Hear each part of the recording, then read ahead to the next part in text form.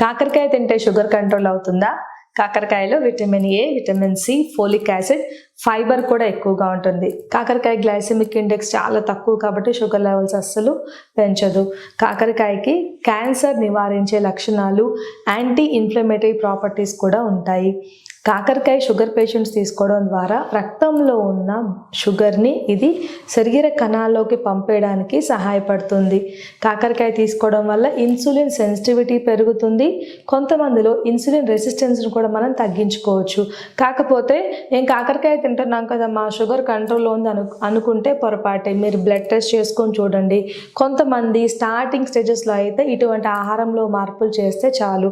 మీరు ఎప్పుడు ఎటువంటి డైట్ ఫాలో అయినా, ఎక్సర్సైజ్ చేసిన, మెడికేషన్స్ వాడుకున్న, ఫాస్టింగ్ బ్లడ్ షుగర్ 130 లోపు ఉండాలి. ఆహారం తిన్న తర్వాత 180, HbA1c 7 లోపు ఉంటే మంచిది.